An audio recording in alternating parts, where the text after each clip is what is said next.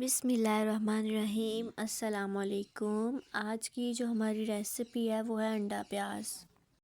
तो शुरू करते हैं अपनी रेसिपी को बनाना। आपने प्याज चॉप काट लेना है और उसको सबसे पहले फ्राई कर लेना है अच्छे तरीके से। मैंने अपने लिए ही बनाया था थोड़ा सा, तो मैंने कहा चलो आप लोगों के साथ भी अपनी ये रेसिपी जो है शेयर करती हूँ। बिल्कुल छोटी सी और बड़ी मज़ेदार सी रेसिपी है ये। तो आपने सबसे पहले इसको फ्राई करना है और साथ ही आपने टमाटर और हरी मिर्ची काट लेनी है और उसको डाल लेना है।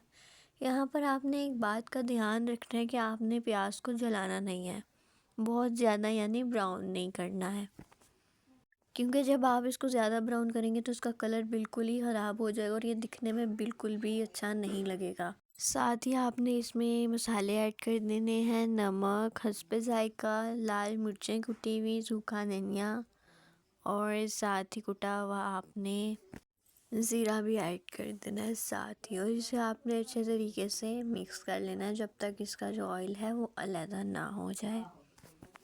और अगर आप यहाँ तक आए गए हैं तो मेरे चैनल को सब्सक्राइब और लाइक ज़रूर कीजिएगा, शेयर भी कर दीजिएगा अगर आपको मेरी रेसिपी पसंद आई हो तो।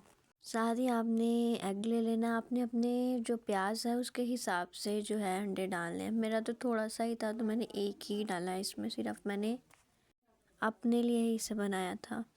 तो इस तरह से आपने अच्छे तरीके से अंडे को पहले फेंट लेना है और मिक्स कर लेना है इसके साथ। जब आप इसे मिक्स करेंगे तो ये देखिए, आप इसका कलर चेक करें, और ये कलर इसीलिए आया है क्योंकि हमने प्याज को ज़्यादा ब्राउन नहीं किया था।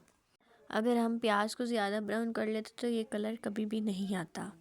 ये बहुत ही क्विक सी छोटी सी रेसिपी और ये बहुत ही मज़ेदार बनती, और आप लोग इस रेसिपी को ज़रूर ट्राई कीजिएगा एक मर्तबा और मुझे अपनी दुआओं में हमेशा याद रखिएगा।